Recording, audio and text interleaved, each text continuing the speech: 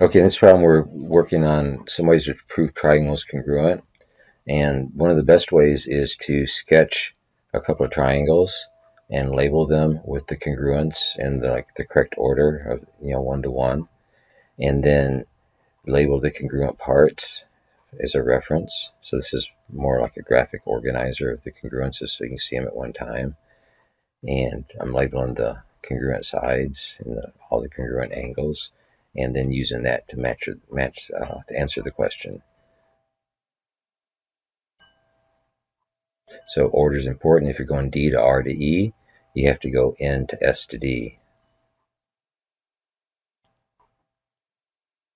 So angle D is congruent to angle N. ED, if you go E to D, you got to go from N to U, or U to N. And if you're going to do U and S, you have to do EDK. Okay, here they're telling us that these two triangles are congruent, so we can label the congruent parts if they're not already labeled. So B matches with F.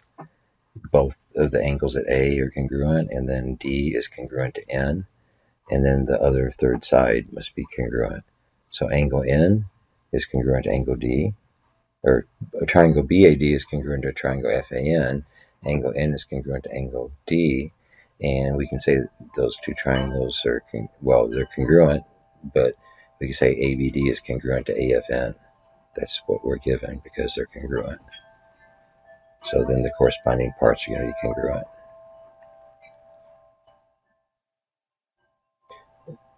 So BA is congruent to FA, and if A is the midpoint, it's the midpoint of the big segment, which is segment BF. Can they be proved congruent? So we're looking for shortcuts like angle, side, angle, angle, angle, side, and side, side, side, or possibly hypotenuse leg. And if we look at this first pattern, the SAS pattern comes out as we look at the angles in the two triangles. Here we can do vertical angles in number 11. We've got parallel lines cut by transversals. That gives us pairs of congruent angles by alternate interior angles being congruent. We've got another pair at the other transversal. So I'll mark those with corresponding marks. And what else can we get? That's all we really can get for that. So if we look for patterns, we can see that there's an angle, angle, side pattern, and there's an angle, side, angle pattern.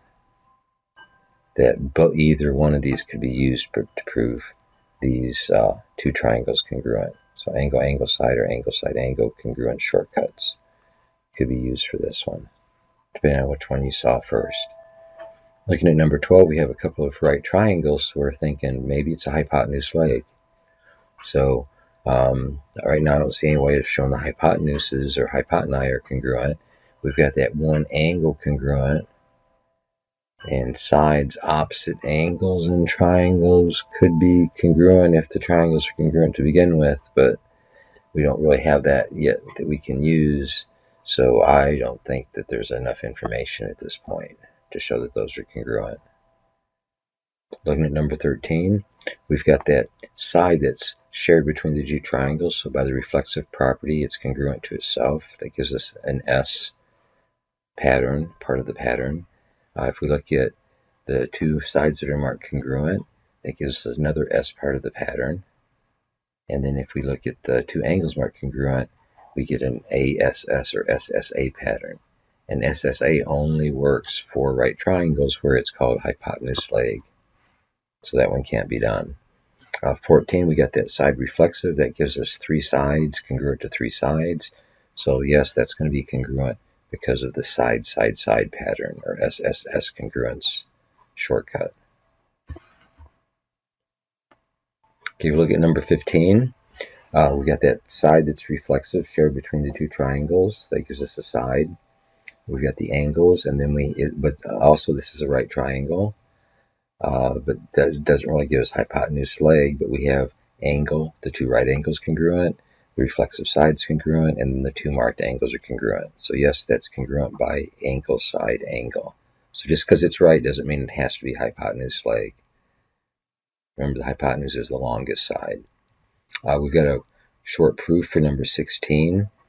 First thing we can see is that we have vertical angles there, like CAB is congruent to DAE. And then they're telling us in the givens that CA and AD are congruent, and that BA and EA are congruent. So that gives us a side angle side pattern as we look at the pattern on the diagram. So those triangles are going to be, the proof's ultimately going to be by side angle side. They're giving us the given information needs to be put in for step 1. Then we got the vertical angles are congruent for step 2. And altogether we know we have side angle side.